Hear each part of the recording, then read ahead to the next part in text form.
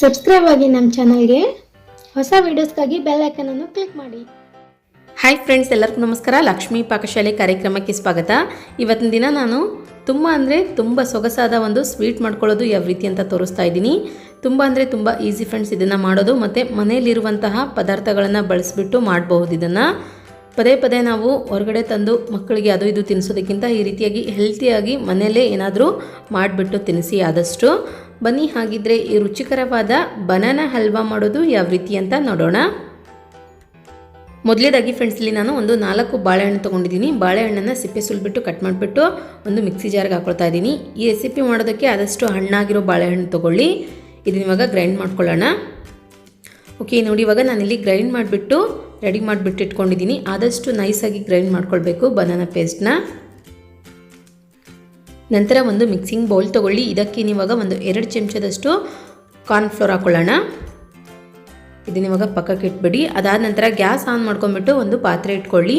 ಅದಕ್ಕೆ ನೀವಾಗ ನಾನಿಲ್ಲಿ ಒಂದು ಅರ್ಧ ಕಪ್ಪಷ್ಟು ಬೆಲ್ಲ ಹಾಕ್ತಾ ಇದ್ದೀನಿ.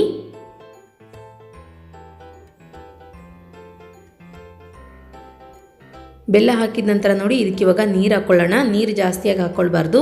ಟೀ ಕುಡಿಯೋ ಕಪ್ಪಿಂದ ಒಂದು ಅರ್ಧ ಕಪ್ಪಷ್ಟು ನೀರು ಬಳಸಿ. ನಂತರ ಮೀಡಿಯಂ ಫ್ಲೇಮ್ನಲ್ಲಿ ಇಟ್ಬಿಟ್ಟು ಬೆಲ್ಲ ಚೆನ್ನಾಗಿ ಕರಗೋವರೆಗೂ ಚೆನ್ನಾಗಿ ಮಿಕ್ಸ್ ಮಾಡ್ಕೊಳ್ಳಿ.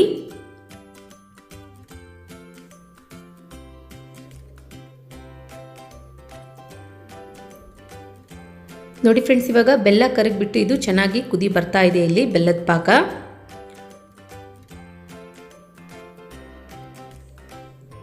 ಬೆಲ್ಲ ಕ್ಲೀನಾಗಿ ಇರಲಿಲ್ಲ ಅಂದರೆ ನೀವು ಇದನ್ನು ಸೋಸ್ಕೊಳ್ಬಹುದು.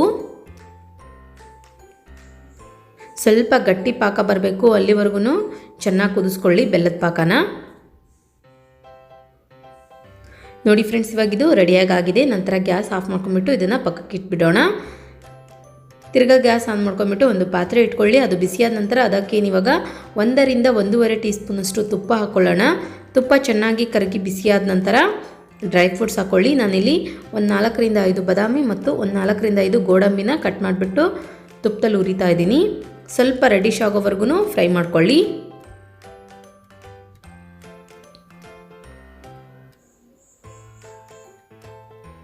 ಇದನ್ನ ಇವಾಗ ತೆಗೆದುಬಿಟ್ಟು ಒಂದು ಪ್ಲೇಟ್ಗೆ ಹಾಕ್ಕೊಳ್ಳೋಣ.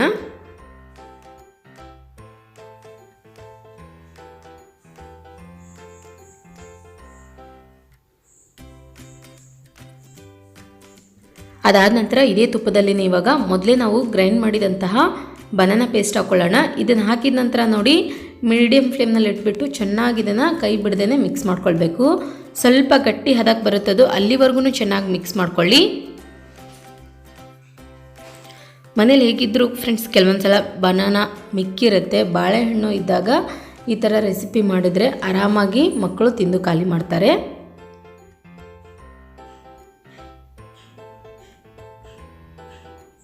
ನೋಡಿ ಇವಾಗ ಇಲ್ಲಿ ಪೇಸ್ಟು ಒಂದು ಸ್ವಲ್ಪ ಗಟ್ಟಿ ಹದಕ್ಕೆ ಬಂದಿದೆ. ಇದು ಒಂದು 4 ರಿಂದ 5 ನಿಮಿಷ ಕೈ ಬಿಡ್ದಂಗೆ ಚೆನ್ನಾಗಿ ಮಿಕ್ಸ್ ಮಾಡ್ಕೊಳ್ತಾ ಇರಬೇಕು. ಅದಾದ ನಂತರ ಇದಕ್ಕೆ ಇವಾಗ ಮೊದಲೇ ನಾವು ರೆಡಿ ಮಾಡಿದಂತಹ ಬೆಲ್ಲದ ಪಾಕ ಹಾಕ್ಕೊಳ್ಳೋಣ. ಬೆಲ್ಲದ ಪಾಕ ಹಾಕಿದ ನಂತರ ನೋಡಿ ಇದನ್ನು ಕೈ ಬಿಡದೇ ಚೆನ್ನಾಗಿ ಮಿಕ್ಸ್ ಮಾಡ್ಕೊಳ್ತಾ ಇರಬೇಕು.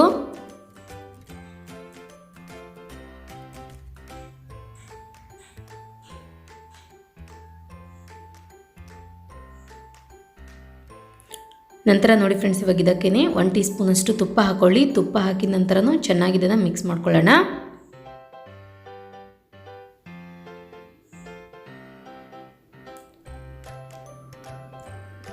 ಅದಾದ ನಂತರ ನಾವು ಮೊದಲೇ ತೆಗೆದುಕೊಂಡಿರುವಂತಹ ಕಾರ್ನ್ಫ್ಲೋರ್ ಇದಕ್ಕೆ ಸೇರಿಸ್ಕೊಳ್ಳೋಣ. ಅದಕ್ಕೆ ಒಂದು ಸ್ವಲ್ಪ ನೀರು ಸೇರಿಸ್ಕೊಳ್ಳಿ. ನೀರು ಸೇರಿಸ್ಬಿಟ್ಟು ಚೆನ್ನಾಗಿ ಇದನ್ನು ಮಿಕ್ಸ್ ಮಾಡ್ಕೊಳ್ಳಿ ಫ್ರೆಂಡ್ಸ್. ನಂತರ ಇವಾಗ ಕೈ ಬಿಡ್ದಂಗೆ ಒಂದು ಕೈಯಲ್ಲಿ ಇದನ್ನು ಮಿಕ್ಸ್ ಮಾಡ್ಕೊಳ್ತಾ ನಿಧಾನಕ್ಕೆ ಕಾರ್ನ್ಫ್ಲೋರ್ ಹಾಕ್ಕೊಳ್ಬೇಕು. ಇದಕ್ಕೆ ನೀವು ಏಕ್ದಮ್ ಒಮ್ಮೆ ಹಾಕ್ಬಿಟ್ರೆ ಗಂಟಾಗ್ಬಿಡುತ್ತೆ ಅದು. ಸೊ ನೋಡ್ಕೊಂಡು ಹಾಕ್ಕೊಳ್ಳಿ. ಇದನ್ನು ಮಿಕ್ಸ್ ಮಾಡಬೇಕಾದ್ರೆ ಗ್ಯಾಸ್ ಫ್ಲೇಮ್ ಪೂರ್ತಿಯಾಗಿ ಕಡಿಮೆ ಇಟ್ಕೊಳ್ಬೇಕು.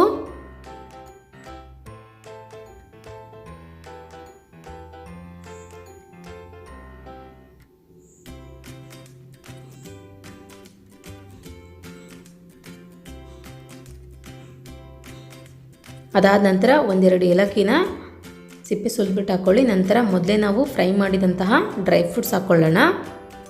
ಇವೆರಡನ್ನೂ ಹಾಕಿದ ನಂತರ ನೋಡಿ ಮೀಡಿಯಮ್ ಫ್ಲೇಮ್ನಲ್ಲಿ ಇಟ್ಬಿಟ್ಟು ಹಲ್ವಾ ಅದಕ್ಕೆ ಬರುತ್ತೆ ಫ್ರೆಂಡ್ಸ್, ಅಲ್ಲಿವರೆಗೂ ಕೈ ಬಿಡ್ದಂಗೆ ಚೆನ್ನಾಗಿ ಮಿಕ್ಸ್ ಮಾಡ್ಕೊಳ್ತಾ ಇರಬೇಕು. ನೋಡಿ ಇವಾಗಿದು ಪರ್ಫೆಕ್ಟಾಗಿ ರೆಡಿಯಾಗಿದೆ. ಈ ರೀತಿಯಾಗಿ ತಳ ಬಿಡ್ತಿದೆ ಅಂತಂದರೆ ರೆಡಿಯಾಗಿದೆ ಅಂತ ಅರ್ಥ. ನಂತರ ಗ್ಯಾಸ್ ಆಫ್ ಮಾಡ್ಕೊಂಡ್ಬಿಟ್ಟು ಇದನ್ನು ತೆಗೆದುಕೊಂಡ್ಬಿಡಿ. ನಂತರ ಒಂದು ಪಾತ್ರೆ ತಗೊಳ್ಳಿ. ಇದಕ್ಕೆ ಇವಾಗ ಒಂದು ಸ್ವಲ್ಪ ತುಪ್ಪ ಹಾಕಿಬಿಟ್ಟು ತುಪ್ಪ ಸವರ್ಕೊಳ್ಳೋಣ. ತುಪ್ಪ ಸವರಿದಂತಹ ಪಾತ್ರೆಗೆ ಇವಾಗ ರೆಡಿ ಮಾಡಿದಂತಹ ಹಲ್ವಾ ಹಾಕ್ಕೊಳ್ಳಿ.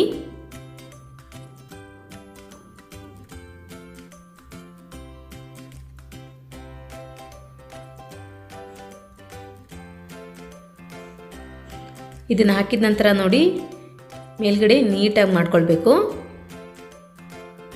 1 ಟೀ ಸ್ಪೂನಷ್ಟು ತುಪ್ಪ ಹಾಕ್ಕೊಳ್ಳಿ. ತುಪ್ಪ ಹಾಕ್ಬಿಟ್ಟು ಮೇಲ್ಗಡೆ ನೀಟಾಗಿ ಕವರ್ ಮಾಡ್ಕೊಳ್ಬೇಕು. ನಿಮಗೆ ಬೇಕಂದರೆ ಫ್ರೆಂಡ್ಸ್ ಈ ಟೈಮ್ನಲ್ಲಿ ಗಾರ್ನಿಷ್ಗೋಸ್ಕರ ಡ್ರೈ ಫ್ರೂಟ್ಸ್ನ ಆ್ಯಡ್ ಮಾಡ್ಕೊಳ್ಬಹುದು.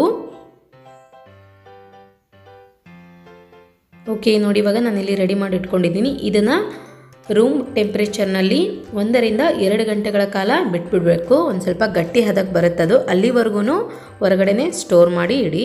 ಫ್ರಿಜ್ಜಲ್ಲಿ ಇಡೋ ಅವಶ್ಯಕತೆ ಇಲ್ಲ. ಓಕೆ ನೋಡಿ ಫ್ರೆಂಡ್ಸ್ ಇವಾಗ 1-2 ಅವರ್ಸ್ ಕಂಪ್ಲೀಟಾಗಿ ಆಗಿದೆ. ಚೆಕ್ ಮಾಡ್ಕೊಳ್ಳೋಣ. ಹಲ್ವಾ ಇಲ್ಲಿ ಗಟ್ಟಿ ಹದಕ್ಕೆ ಬಂದಿದೆ. ಇದನ್ನ ಇವಾಗ ತೆಗೆದುಬಿಟ್ಟು ಒಂದು ಪ್ಲೇಟಿಗೆ ಹಾಕ್ತಾ ಇದ್ದೀನಿ ಇಲ್ಲಿ ನಾನು. ವಾವ್ ನೋಡಿ ಇವಾಗ ಬಾಯಲ್ಲಿಟ್ರೇ ಕರಗುತ್ತೆ, ಅಷ್ಟು ರುಚಿಕರವಾದ ಬನಾನಾ ಹಲ್ವಾ ರೆಡಿಯಾಗಿದೆ.